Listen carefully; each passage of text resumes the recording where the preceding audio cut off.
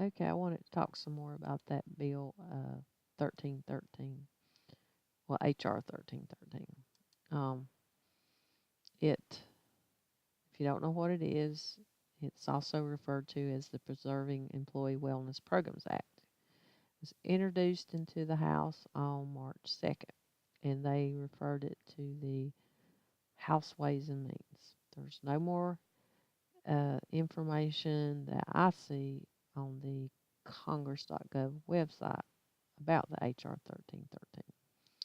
Now, I'll put that link below and a couple or some more links about some articles that talk about the HR 1313, which um, what it what I have interpreted it as being is that my computer wants to restart. Not a good time. Uh, Employers, with if this gets passed, your employer could offer a genetic screening, for instance, and say, you know, if you do this, and it'll come under probably like a wellness program. And they say if you do this, you can get a discount on your insurance. So if you don't do it, you're going to be like penalized because you'll pay more for your insurance. Uh, Now, will employers all jump and do this? I don't know, but we need to be aware that this bill exists and the potential behind it, because your employers are going to get more access to uh, see more about your personal health data. Um, it says on this Vox website there are four ways uh, that the bill would allow workplaces to access more of their employees' personal and family health histories and potentially use that information to discriminate. And it says the first way the bill would kill legal challenges over whether workplace wellness programs are actually voluntary. And then the second way is the bill would allow employers to ask about an employee's family medical history or risk paying a surcharge. And the third way is employers would be able to demand your personal and genetic information unless you pay a surcharge.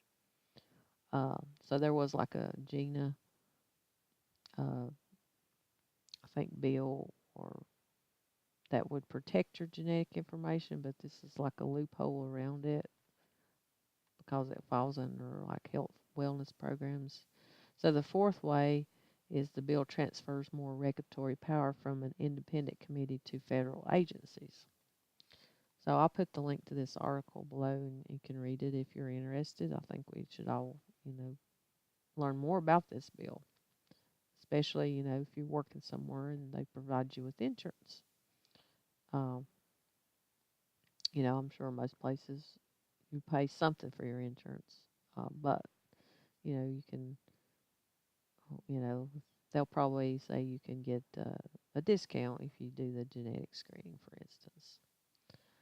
But um, anyway, if you don't know much about the genetics, uh, and I don't know, I'm no expert on it, but in 2009 I ordered the 23andMe genetic screening because my mom being diagnosed with dementia in 2008, and the doctor said she had the MTHFRG mutation. She had two of the mutations. She had the A1298C and the C677T mutation.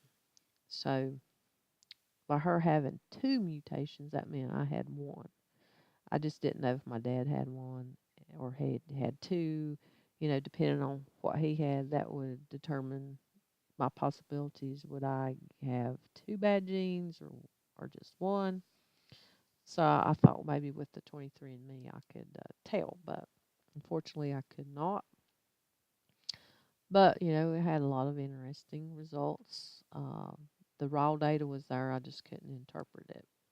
Now, there were other ways I could find out, but I'm not going to say whether I did or not because I don't want to get flagged uh, for having any type of particular gene mutations.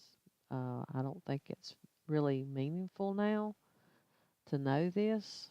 That was back when, I was trying to figure out what was wrong with me and believed what doctors told me that, about different things going on with my health, and which they really didn't accomplish, helping me figure out anything, and this didn't either.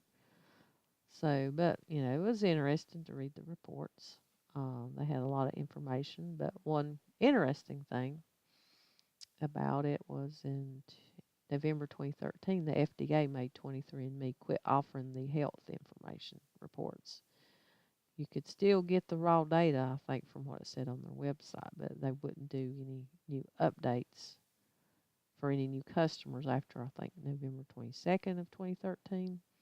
Looks like they finally worked it out with the FDA, which probably means, they get a copy of all your genetic information.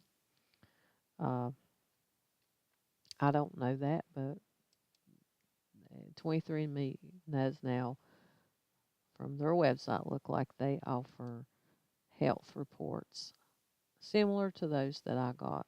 I can only see it like a.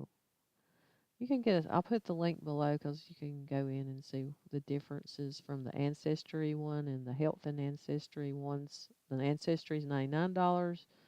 The Health and Ancestry is $199. And you can go in if you're interested. You might want to have your DNA analysis done before your employer makes you have it done. The Ancestry part is interesting, but you can actually get in touch with DNA relatives and stuff like that.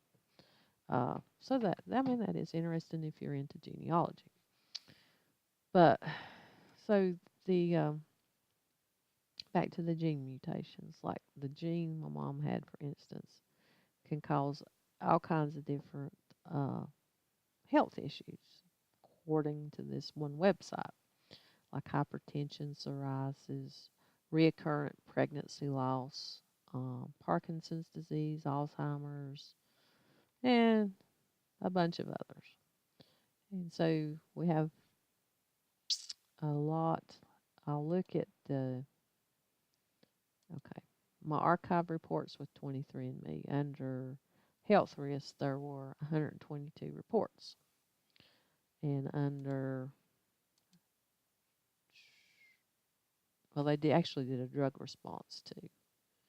I won't go ahead into that, but they also do inherited conditions. So there's 53 items there. That's what it was back in 2009. And or through 2013, because they did update reports up until then for me. And not sure when they stopped updating my reports. I know they did in 2013.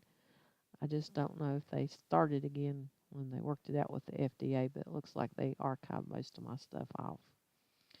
Um, Now, another aspect of it is if you can have children, inherited conditions, for instance.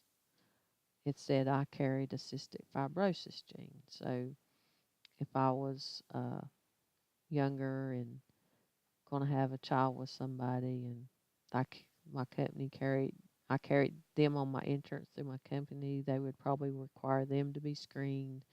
So maybe my partner has a cystic fibrosis gene. Maybe they'll look at it and say, well, both of them have one. It could be they shouldn't have children. Would they encourage us not to have children? Possibly. Um, you don't know what they'll do with this information. There's just a lot of potential with this bill. So uh, it's hopefully something they won't pass, but time will tell. It's in the House. I'm not sure if, according to the website, they referred it to the House Ways and Means on the second, and I don't see any updates there. So that's all I think I have to say about that for now. But I'll put links below to some of the websites I was referring to during this. And if you have any questions about like 23andMe, feel free to ask. Because because I still have access to the website and my archived reports and to the ancestry part if you're interested in that. I know that really don't have anything to do with the bill HR 1313, but I'll just offer that up if anybody is interested. I can kind of tell you what you can get with your ancestry kit if you want it to buy. And I don't make no money from 23andMe. I just purchased their service at one time.